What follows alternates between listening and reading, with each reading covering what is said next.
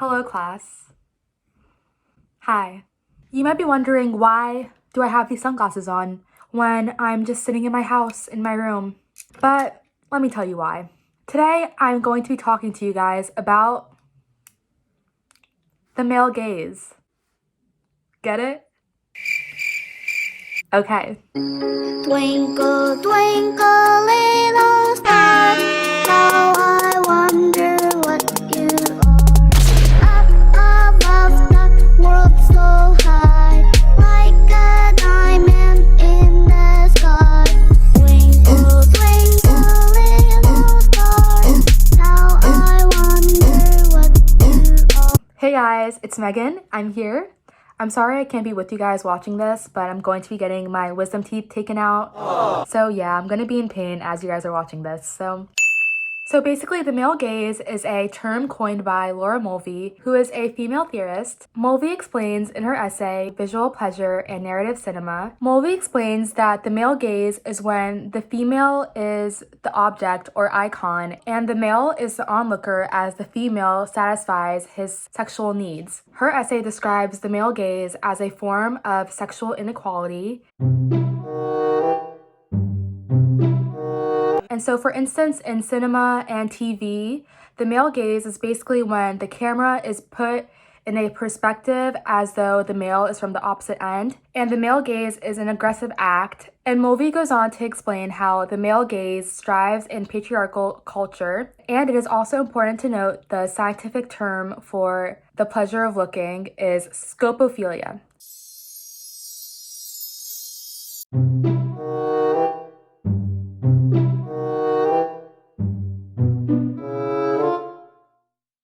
And so it is creating an unjust and biased standard for how a woman is viewed because it is in the eyes of a heterosexual man. And this is a very common theme in Hollywood. And Mulvey is a feminist, and she also made the term woman as spectacle very popular to be used, which means to objectify a woman and turn her into an image. And so in patriarchal society, the woman is the spectacle and the man is the bearer of the look. And it is no surprise that Mulvey writes how these desires created by the man are almost impossible to obtain. And according to Mulvey's article, there are 3 types of looks. There is the camera gaze, the diegetic gaze, and the spectorial gaze. And so keep this all in mind as I go on with this video.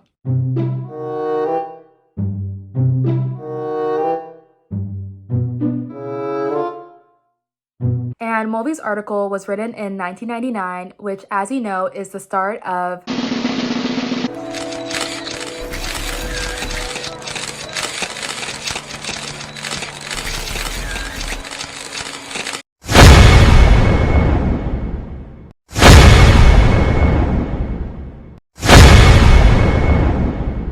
the era of reality TV, of women, especially in America, being seen more in Hollywood. And one icon who we are going to look into deeply is going to be Paris Hilton, who brands herself the OG, the original of social media and all things reality TV. And she claims to be the first person who ever really made the selfie popular.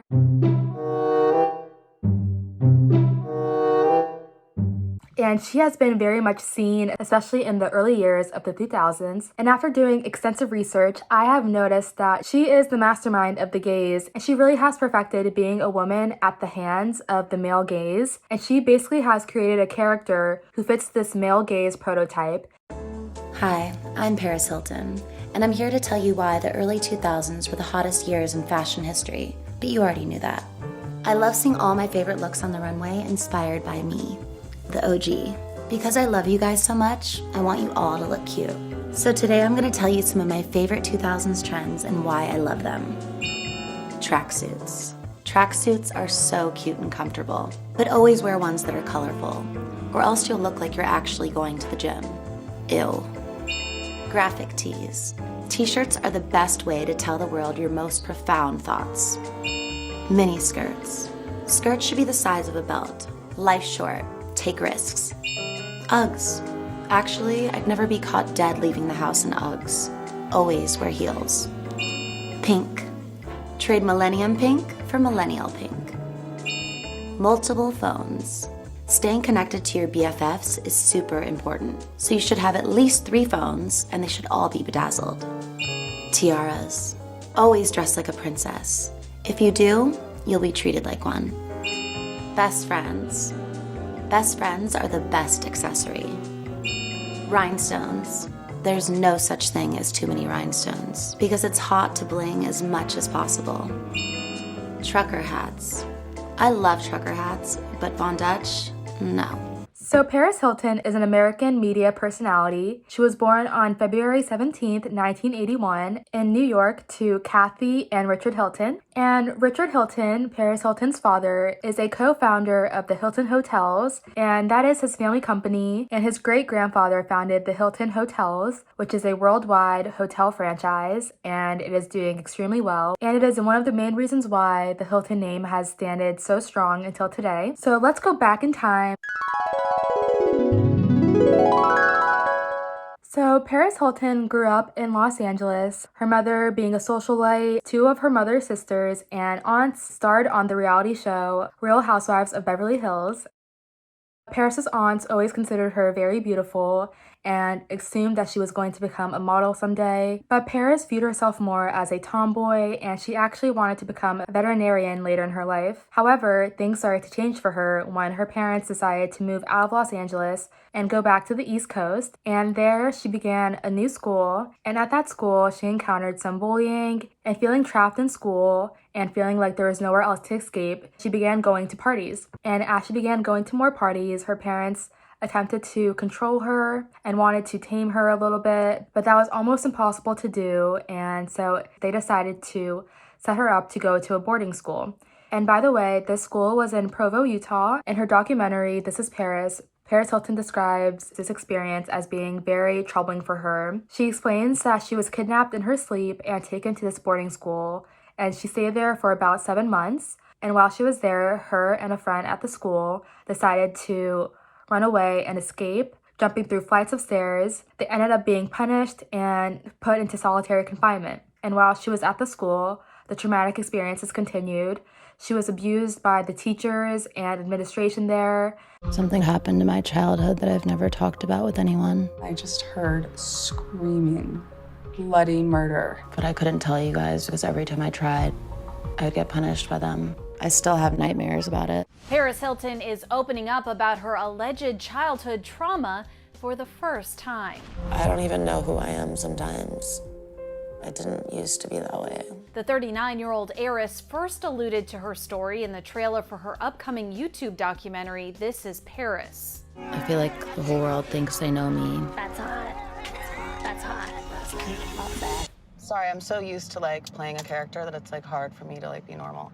No one really knows who I am. Now, in an interview with People magazine, Paris claims that the 11 months she spent at a boarding school for troubled teens at the age of 17 was, quote, torture. It was supposed to be a school, but classes were not the focus at all. From the moment I woke up until I went to bed, it was all day screaming in my face, yelling at me, continuous torture. The DJ goes on to detail the alleged verbal abuse she endured, explaining, quote, the staff would say terrible things. They were constantly making me feel bad about myself and bullying me. I think it was their goal to break us down. And they were physically abusive, hitting and strangling us. They wanted to instill fear in the kids so we'd be too scared to disobey them. Paris recalled another student telling the staff that she planned to run away. As a result, the heiress says they placed her in solitary confinement. Paris also claims she was only allowed to speak with her family once every 2 or 3 months, and that when she tried to tell them about what was going on, she was punished. Quote, I was having panic attacks and crying every single day. I was just so miserable. I felt like a prisoner and I hated life.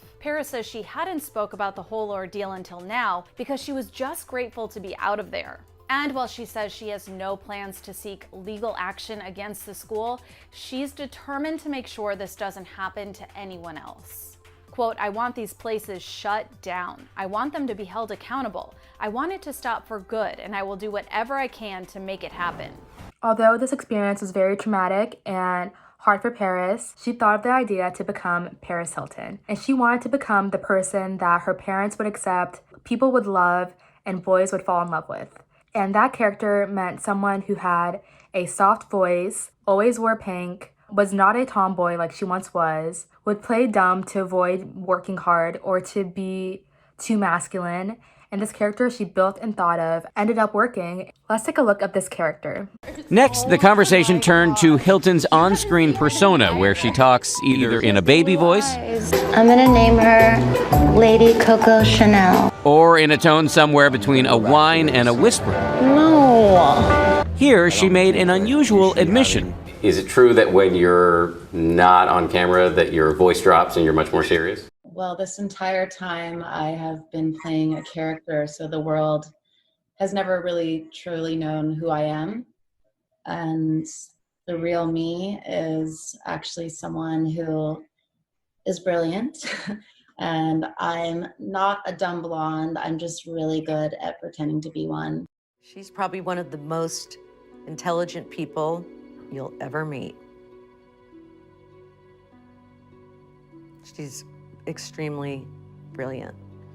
And the mask is sometimes putting up the stupid persona or the voice.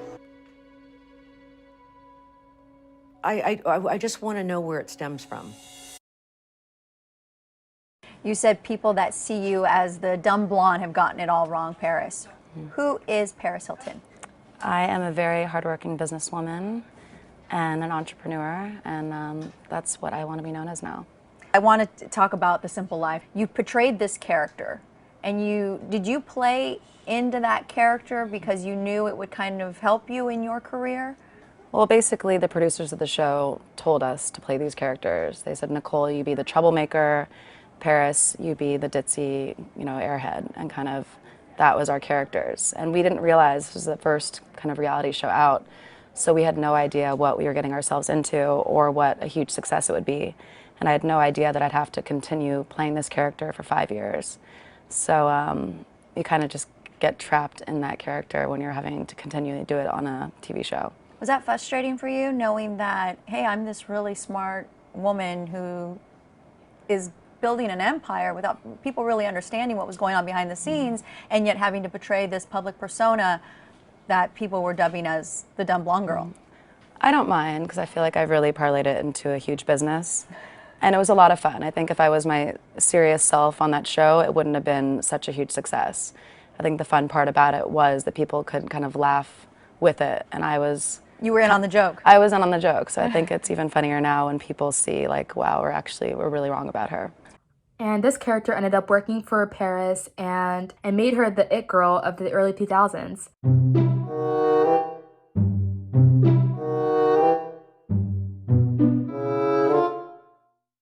I basically just chose this topic because in the current climate of the film industry, and as we spoke about in the Vengeance is Mine unit, we reviewed readings such as Martin Huzon's essay, The Flower of Carnage, Meiko Kaji, who was the cliche of these exploitation films and stereotypes. And she really was the blueprint of the type of actress who was big in Japanese cinema. She's very petite, feminine, and she was considered the female outlaw. And having the iconic Meiko Kaji being the blueprint of on-screen representations represents really what the heterosexual culture wanted to see, and it is not too different from today's society where women are expected to be a certain stereotype. And just like the whole theme of Vengeance is Mine, the woman is taking back her power and taking advantage of exploitation and making these characters their own and ultimately getting success from becoming these characters, because Meiko Kaji, she is very different from her character, which is why she decided to stray away from acting. And just like Paris Hilton, she no longer wants to be viewed in this little bubble. She has now started activist movements like a campaign for the school provo where she was mentally and physically abused, to fight those injustice boarding school environments where kids can be exploited in these camps, and starting these new groups. Paris Hilton is talking to Fox 13 about abuse she says she experienced at Provo Canyon School. Now, Hilton came back to Utah today to hold a rally and march with other survivors. Fox 13's Spencer Joseph spoke to her. He joins us outside Provo Canyon School now. Spencer. Yeah, and this was the very first time she had been back to Provo Canyon School since she attended. With her, as you said, were other survivors, and not just ones that attended Provo Canyon School, but other institutions like it all across the country. Normally, marches are loud. This one, only the sound of shoes on the pavement could be heard.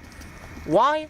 Well, it's because for each of these people, they say Provo Canyon School or another institution like it kept them silent. I was taken to Lucedale, Mississippi to a place called Bethel Boys Academy. I was sent to a wilderness program in southern Idaho. Then I also went to Provo Canyon School back in 2003 to 2005. I went to Island View Residential Treatment Center. It's in Syracuse, Utah, not too far from here. When I was a little girl, I promised myself that I was going to shut Provo down. And no voice was more prevalent than the leader of the march, Paris Hilton. This has been one of the most empowering moments of my life, and this is just the first step. And just seeing everyone here today, I had tears in my eyes of just happiness, of everyone coming together. Hilton's documentary, This Is Paris, outlines her abuses at the school.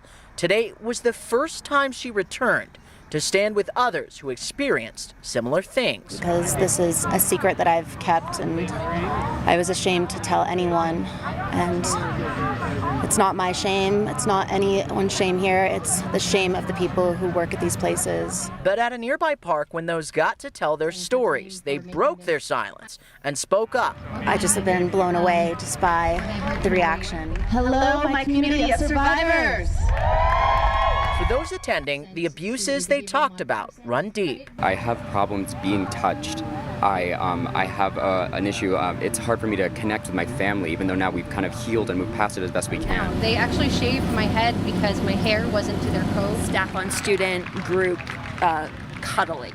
But that's why they say it's important to speak up. We need to not just trust these people that have our children. Because just like any issue, and especially in America, if people know about it, people are going to talk about it, social media will take, and we can actually make some change. And those here felt the support from celebrities like Paris Hilton, all the way down to those people standing next to them. I feel so supported. I feel so understood. I feel like almost like a new person. Looking back, my teen self would be so proud of the woman that I am today. And so she really became a success story and created this character to navigate through Hollywood. And so yeah, that's about it. Thank you guys so much for watching. I also added pink lights because Paris Hilton. And so yeah, thank you so much. Have a great Monday and rest of the week.